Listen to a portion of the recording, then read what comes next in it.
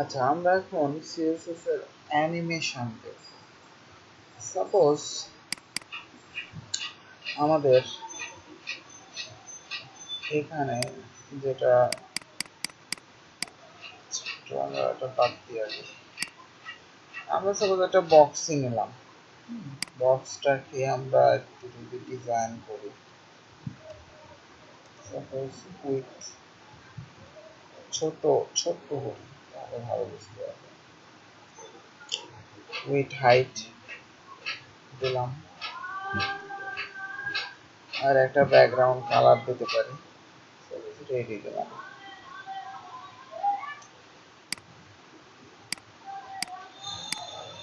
এরকম আসতেছে, তাই না? এখন আমরা অ্যানিমেশন কিভাবে যুক্ত করতে পারি। অ্যানিমেশন যুক্ত করার জন্য আপনাকে একটা এখানে প্রপার্টির নাম লিখতে হবে অ্যানিমেশন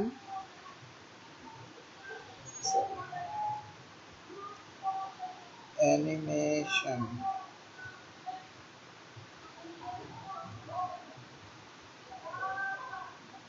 নেম। এখানে অ্যানিমেশনের একটা নাম দিতে হবে, যে কোনো নাম। মনে করেন আমি দিলাম রাইহান। কি দিলাম? রাইহান। এখন এই যে নামটা দিলাম, এই নামটাকে ধরে আমাদের অ্যানিমেশন দিতে হবে। কিভাবে? আপনাকে এখানে লিখতে হবে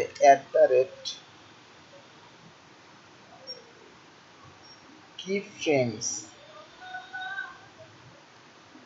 keyframes বানানটা একটু দেখি। এই যে এটা লিখতে হবে @keyframes।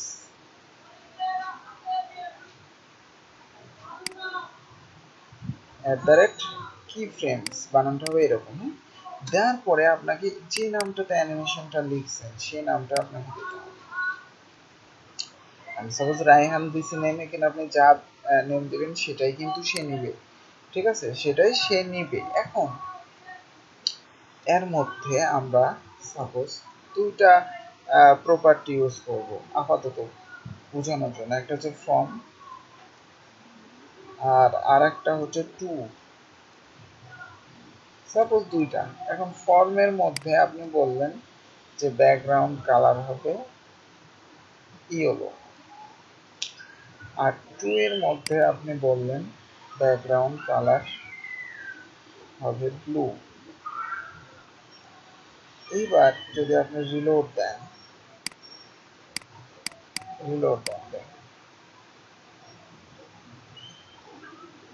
কাজ করতেছে। আসলে আমাদের এখানে প্রপারলি কিন্তু কাজ করছে। আচ্ছা, আমাদের এখনো কাজ করতেছে না। আচ্ছা, আমরা এখানে একটা অ্যানিমেশনের ডিউরেশন দিতে পারি। Animation duration, suppose 1 second animation duration দেব। ঠিক আছে, এইবার লোড পানি দেখেন, এবার কিন্তু কাজ করছে। কিন্তু আসলে এত দেওয়া ঠিক না, আসলে আর একটু সময় নিয়ে নিই। 5 সেকেন্ড ধরে সে দেখেন। এবার দেখেন ফর্ম প্রথমে সেই ইয়েলো কালার নেব এবং লাস্টে টু, ঠিক আছে, সেটা ব্লু কালার দিয়ে শেষ করবে। দেখেন প্রথমে ইয়েলো কালার নিতেছে এবং লাস্টে কি করছে, ব্লু কালার দিয়ে শেষ করতেছে। এটাই হচ্ছে ফর্ম টু মানে প্রপার্টির কাজ। এবং লাস্টে সে আগের অবস্থায় ফিরে আসতেছে যে কালারটা দিয়েছিলাম। ঠিক আছে, এখন আমরা এই জিনিসটাকে বিভিন্ন জায়গায় নাড়াচাড়াও করতে পারবো, অ্যানিমেটেড করতে পারবো। কিভাবে? সাপোজ ফর্ম টু দেখলাম, আমরা এই জায়গায় যদি লেখেন 5%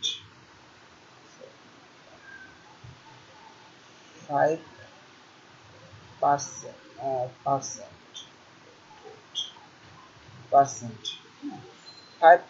এই জায়গায় লিখলেন 10%। এবার সেভ দেন। সেভ দেওয়ার পরে এবার রিলোড দেন।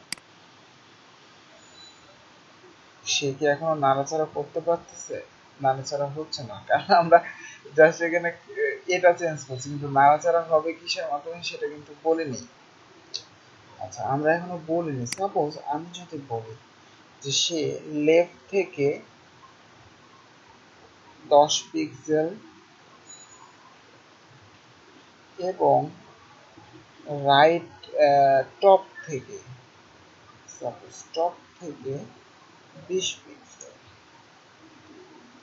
এবং 10% সে কি করবে, 10% সে সাপোজ লেফট থেকে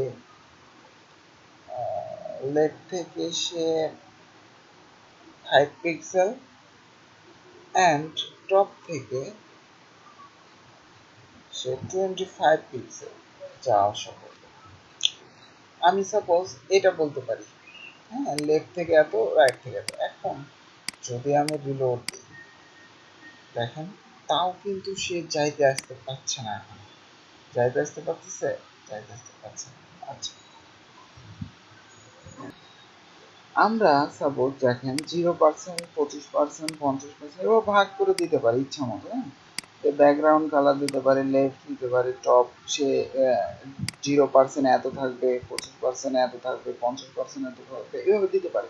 কিন্তু আমরা যদি রিলোড দিচ্ছি, দেখেন খালি কালার পাল্টাচ্ছে, ওই ইয়েতে কালার চেঞ্জ হচ্ছে অনেক, কিন্তু এখন যাওয়া আসা করছে না। কারণ হচ্ছে আমরা এই যে ল্যাপটপ গুলা ইউজ করছি, ল্যাপটপ ইউজ করছি, এখন ল্যাপটপ এগুলা কাজ করে কখন, এগুলা কাজ করবে কখন, যখন আমাদের পজিশন দেওয়া থাকে যে অ্যাবসুলেট, তাই না?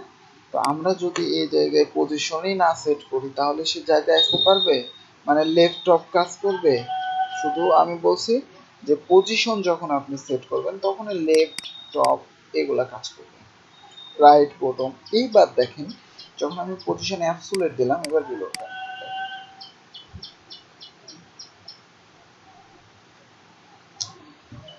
সে 0%-এ কি করতেছে, একটা কালার করছে, তারপরে সে যাচ্ছে কত পার্সেন্টে, 25%।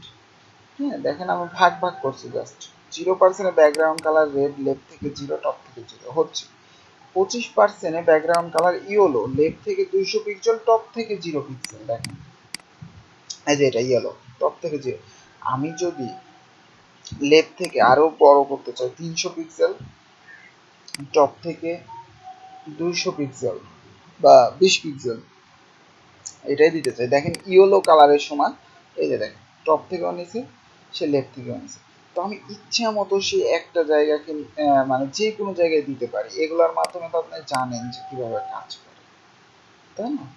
দেখেন ব্যাকগ্রাউন্ড কালার সেট করছি, লেফট থেকে একটা, টপ থেকে একটা, ঠিক আছে? এভাবে প্রত্যেকটা ওয়েতে 25%-এ গেছে। এখন 50%-এ কি হবে, ব্লু, লেফট থেকে কত পিক্সেল করা আছে, 200 পিক্সেল করা আছে, টপ থেকে 200 পিক্সেল করা আছে। তো এটা একটু বাড়াই দেন, সাপোজ এটা 400 পিক্সেল করা দেন, টপ থেকে 200 পিক্সেলই থাকবে। এবার যখন আমি ব্লুতে নিয়ে যাব, এই যে দেখেন ব্লু, এটা লেফট থেকে 400 পিক্সেল এসে আসতেছে। আমি যদি এখানে আরো দিই, সাপোজ লেফট থেকে 1400 পিক্সেল সে যাবে, 1400 পিক্সেল লোটা, এই যে দেখেন কোথায় চলে আসছে, সে আবার টেনে চলে আসছে, দেখছেন? তো এইভাবে আমি পুরো উইন্ডোতে সে যেখানে ইচ্ছে আমরা মুভ করায় নিয়ে যেতে পারবো। এবং অ্যানিমেশন ডিউরেশন, এটার মাধ্যমে সে কিন্তু অতক্ষণ ধরে নিবে। সাপোজ আমি যদি এখানে 10 সেকেন্ড দিই, সে কিন্তু এই 10 সেকেন্ডের মধ্যেই এটা কাজ করাবে। এখন আস্তে আস্তে সে যাবে, আসবে কাছে। বুঝতে পারছি? এটাই মেনলি অ্যানিমেশন।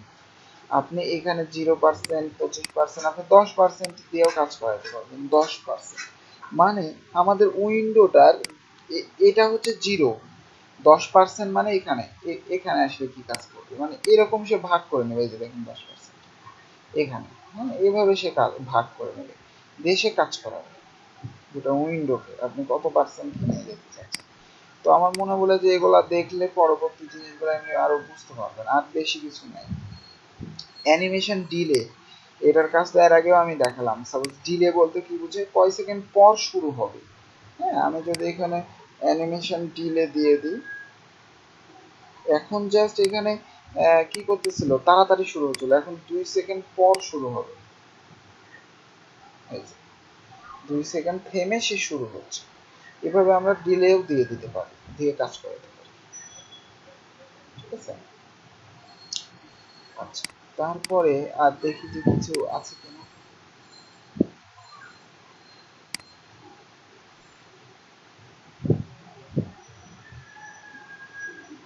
আচ্ছা তেমন কিছুই নাই দেখতেছি।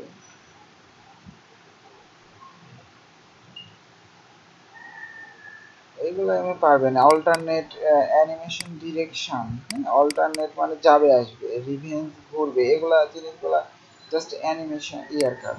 দেখেন এখানে অল্টারনেট কি করতেছে, যাবে আবার অল্টারনেট মানে যাবে আসতেছে, হ্যাঁ আবার আরেকটা আছে হচ্ছে এই যে অল্টারনেট, দেখেন যাবে আসবে আবার মানে কোনো ইয়ে হবে না, থামবে না, খালি যাবে আসবে।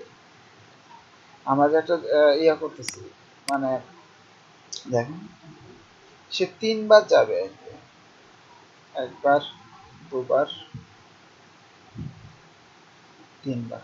মানে অ্যানিমেশনে যে আইটিরেশন কাউন্ট, এটার মাধ্যমে আমি বলে দিতে পারবো যে সে কয়বার জিনিসটা অ্যানিমেশন করবে। সাপোজ আমি যদি এখানে বলে দিই যে সে 3 বার করবে, সে 3 বার করবে। আচ্ছা সাপোজ এবার রিলোড দেন, 2 সেকেন্ড পর শুরু হবে, সে 1400 পিক্সেল নিয়ে আসলো, গেল, থামলো, দেখেন থামে নাই, আবার সে কাজ করাচ্ছে। মানে কি আমি এই যে এই ফাংশনটার মাধ্যমে অ্যানিমেশন আইটারেশন কাউন্ট, এটার মাধ্যমে আমি বলে দিতে পারবো যে সে কয়বার অ্যানিমেশন হবে। আপনি যদি 10 বার 15 বার দেন, সে অল টাইম ওখানে ঘুরতে থাকবে। ঠিক আছে, সে যদি মানে না থামতে চায়, মানে অল টাইম যদি করাইতে চান, তাও ফাংশন আছে। সেটা হচ্ছে একটু দেখতে হবে। Wait.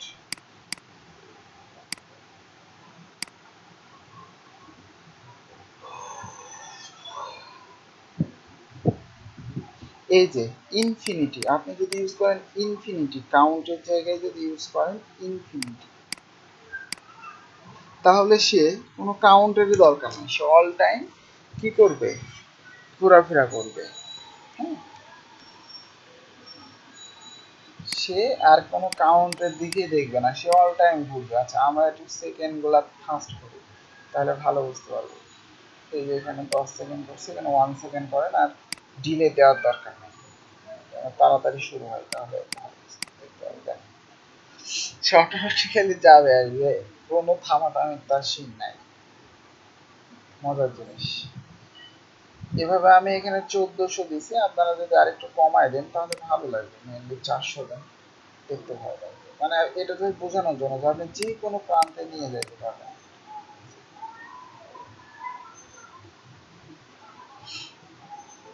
এটাই হচ্ছে অ্যানিমেশনের কাজ। ঠিক আছে, সিএসএস অ্যানিমেশন, তো এগুলো একটু দেখবেন তাহলে পারবেন সব কিছু।